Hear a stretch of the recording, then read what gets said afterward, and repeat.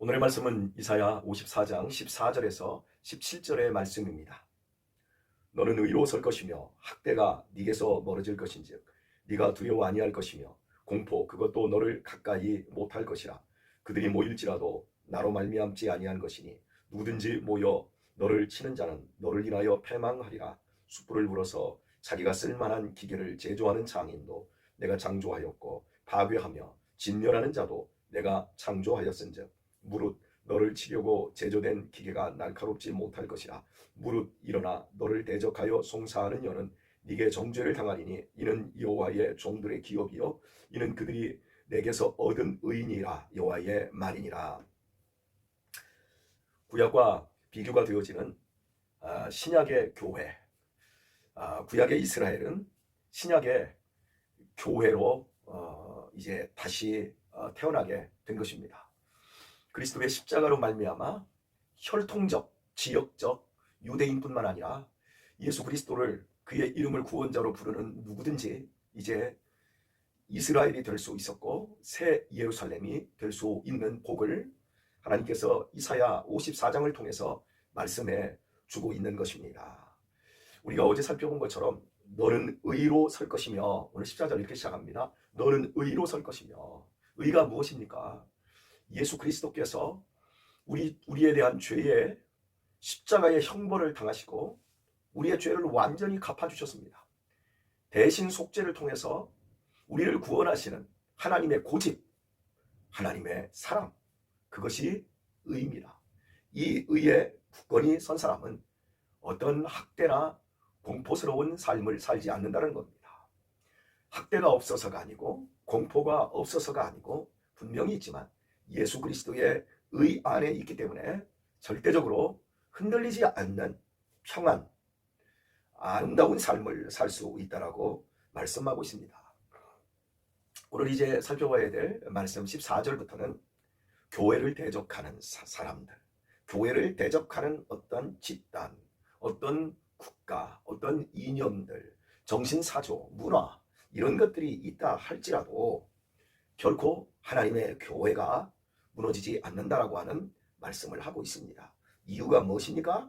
마찬가지로 그들이 내게서 얻은 의인이라. 하나님으로부터 우리가 공짜로 은혜로 얻은 의 때문에 세상에 아무리 거친 공격들이 주어진다 할지라도 하나님의 교회와 성도는 무너지지 않는다라고 약속하고 있는 말씀입니다. 교회를 대적하여 모이는 자는 하나님을 대적하는 것이요 말씀하고 있습니다. 그들이 모일지라도 나로 말미암지 아니한 것이니 누구든지 모여 너를 치는 자는 너를 인하여 패망하리라 말씀하고 있습니다. 하나님께서 허락지 않는다면 그 어떤 모임, 어떤 조직도 교회를 무너뜨릴 수 없다. 도리어 그들이 패망할 것이다 말씀하고 있는 겁니다. 하나님의 의, 하나님의 약속의 복음을 붙드는 교회는 그 누구도 어떤 세상의 악한 세력도 공격하면 스스로 망하게 됩니다. 16절부터 17절 말씀은 숯불로 날카로운 기계를 만드는 장인에 대해서 이야기를 합니다. 그 날카로운 기계가 우리 교회를 대적합니다. 성도들을 대적합니다. 그럼에도 불구하고 교회가 성도들이 넘어지지 않는다라고 하는 겁니다. 왜냐하면 여호와의 종의 기업은 예수님으로부터 얻어진 은혜에 있기 때문에 그렇습니다. 지금은 최첨단 기술들이 참 많습니다. 우주를 나가는 기술, 생명공학, 나노기술, 여러 기술의 방향들이 있습니다만은 이제 이사야 시대에 이때의 최고의 기술은 숯불, 즉 풀무질을 해서 이게 철이라든지 청동을 녹이는 겁니다.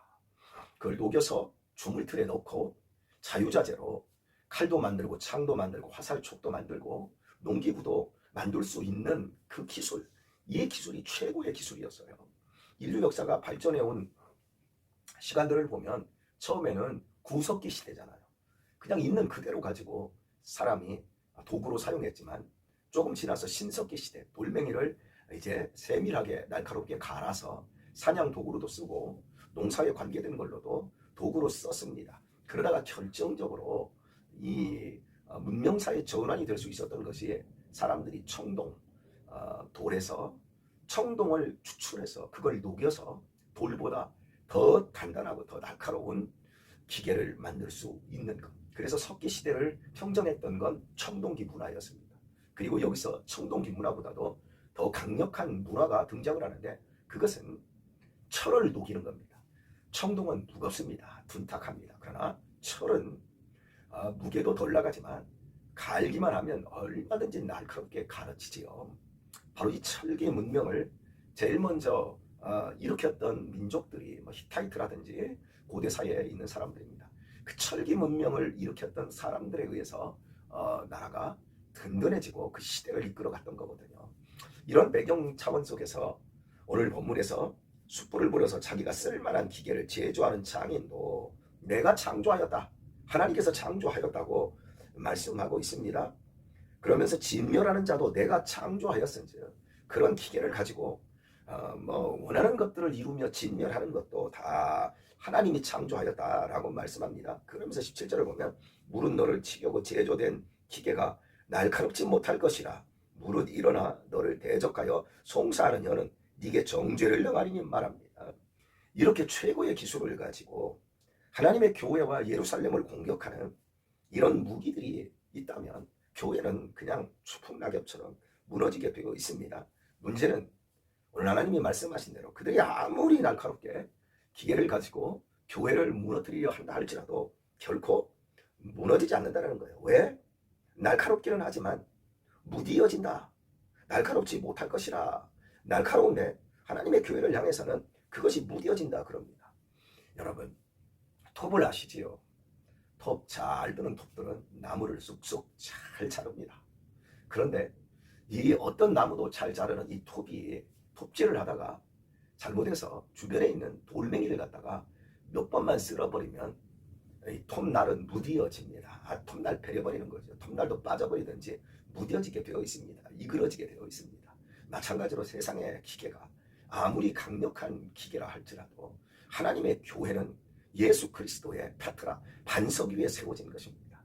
그래서 세상에 있는 것을 가지고 아무리 톱질을 한다 할지라도 무뎌지게 되어 있고 칼을 사용한다 할지라도 그 칼들은 다 나무 막대기처럼 다 휘어지고 부러져 나가게 될 것이라고 말씀합니다. 그리고 읽은 말씀에서 송사하는요, 이렇게 새 예루살렘 교회를 공격하는 이 세상의 세력은 단순히 칼 가지고 위협하는 게 아니라 송사하는 혀.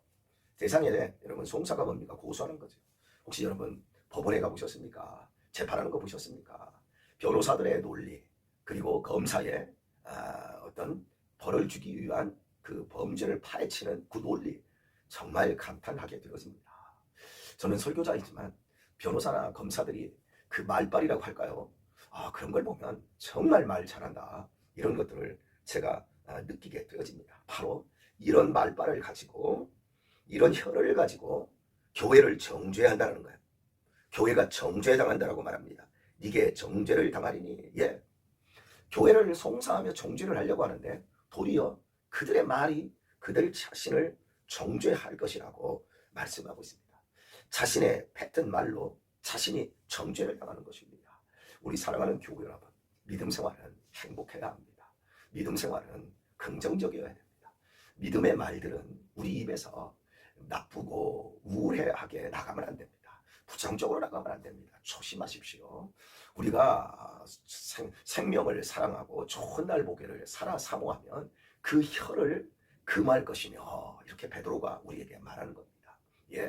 어떤 경우에도 여러분의 입에서는 정죄하고 송사하는 말이 나가지 마시고 항상 지지하고 격려하고 또한 아멘으로 화답하여서 하나님께서 여러분의 삶을 송사하면 고소하는 것으로 갚아주시고, 내가 칭찬하면 내가 존중함을 받는 것으로 갚아주시는 이 믿음의 원리를 따라 여러분은 좋은 복을 받으시고 믿음의 행복함을 누리실 수 있기를 바랍니다. 여호와의 종들이 받는 기업은 교회예요. 교회는 예수 그리스도의 피로 값주고 사신 하나님의 것이에요. 그 안에 들어왔고 그것을 온몸을 다해서 믿는 자, 그 의를 붙잡은 자는 이 땅에서 절대적인 삶을 살게 되어집니다. 하나님이 지키시니까. 당신의 아들을 십자가에서 내어주시기까지 우리를 사랑하신 하나님이십니다. 우리의 소원은 우리의 중심을 맞춰서 하나님 앞에서 거룩하고 아름다운 삶을 살아야 됩니다. 우리의 외모가 아닙니다. 그리스도의 의가 나의 중심에 들어와서 회개하고 그리고 철저히 하나님의 말씀을 붙잡아야 합니다. 혹시 내 몸에 병이 있다고 해봅시다.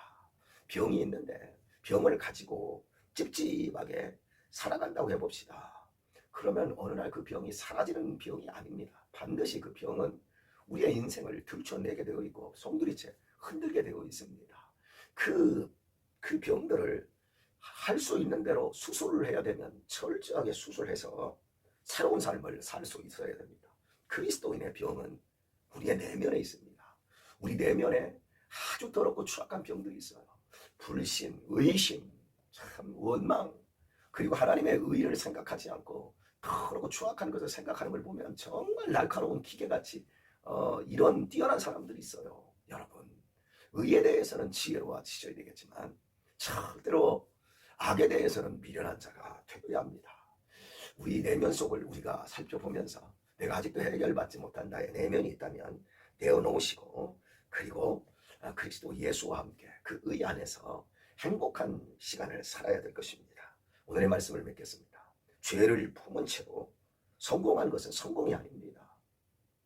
예수 그리스도의 의가 없는 상태에서 성공하고 부귀영화를 누린다면 그것은 철저히 날카로운 기계가 결국 자기 자신을 해치는 대로 가게 될 것입니다. 그리스도께서는 우리의 중심을 보십니다. 우리의 외모가 아닙니다. 우리의 중심에 그리스도의 의가 있는지 살피십시오. 그리고 깨끗하게 수술받고 주님과 함께 믿음의 삶을 살아가고 있는가 살펴보시기를 바랍니다.